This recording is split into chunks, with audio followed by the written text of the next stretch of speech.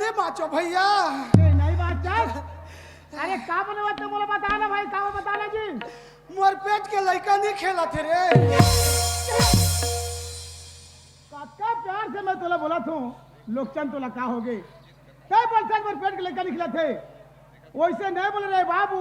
कैसे कहा तो भाऊजी? मैं तो भाऊजी हूँ। मैं तो बाबू। अरे मैं तुला समझावा था। सही बात है दाई हो भैया हो। काबर ये मोला समझा थे मैं लंका के रावण हो, ये मंदोदरी है। ओकरे से तीन नदी के धारे बहारे पापी बेशरम लधर के झूले रहूं काकी। मैं तोर काकी हूँ। मैं तोर पापी हूँ। होबे नहीं हो दू जन हो तो ऑपरेशन हो गए। मैं तोला का कह के समझाओ का थो मोला डौका कह के। वैसे नहीं बोले संगवारी, वैसे नहीं बोले जी। कैसे कहा तो सवारी?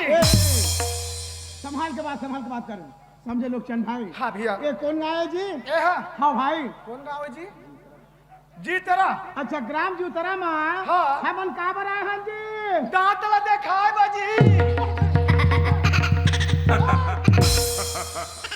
मैं तोला पूछता हूँ कैसे दांत देखा हो गाँव में भैया? हाँ। हमार दांत हवे अच्छा। तो हमार आवाज निकला थे। हाँ। अगर हमार दांत नहीं रही तो हमार आवाज नहीं निकले। कैसे ही लगले? अगर हमन बात करबो अच्छा तो कैसे बात करबो? का बोलो भाई?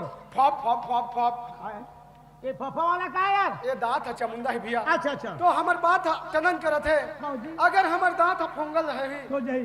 तो ये हवा पास हो जाही, वही लगे हम फॉप फॉप फॉप फॉप। ये फफा वाला नहीं मोर भाई। हाँ भैया। नहीं सही ले बोलता दांत चमुंडा है तो बोलना आवाज आते। हाँ। अगर दांत नहीं ना बात करो समझ नहीं पाए। नहीं पाए जी। हम दांत दिखावन या है। हाँ भैया। का बनाए हमन? का बार? अरे कच्चा सुधा झवर मन के भाग पतरी में खाए है।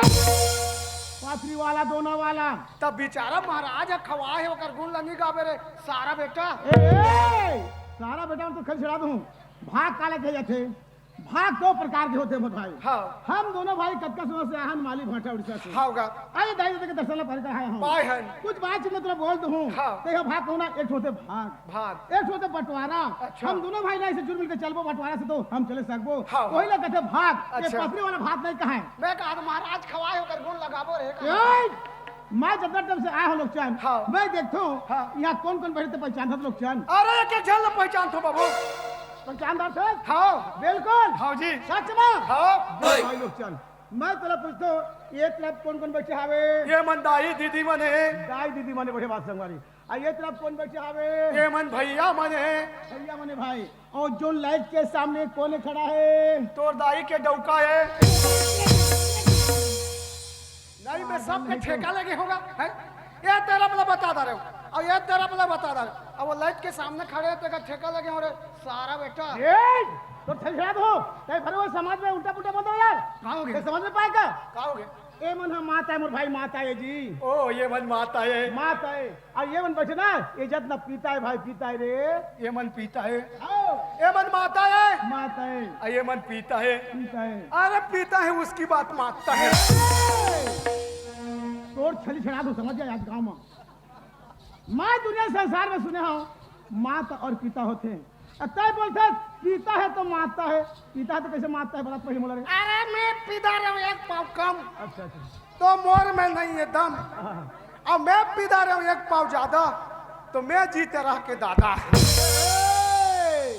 ये या तो रे ताहा जितना के दादा नहीं बने आज भाई। हाँ भाई लोकचंद भरे हुए समाज बैठे माँ बहन बड़े बड़े बुजुर्ग सियान बैठे हैं। हमारे से नौजवान साथी बैठे हमें। हाँ। बड़े बड़े वैज्ञानिक आए हमें। आए हैं जी। क्या बोलते दिन संसार में? हाँ ये शराब जो पीते अच्छा काम नहीं हो भाई। हाँ सही बात जो है। शराब पीते थे हम लोग का परिवार बराबर नहीं रहा। नहीं रहेगा। जो शराब पीते थे हाँ। वो आदमी बराबर कर बात नहीं समझी। नहीं समझे। ये शराब ला छोड़ रे बाबू, ये शराब ला छोड़।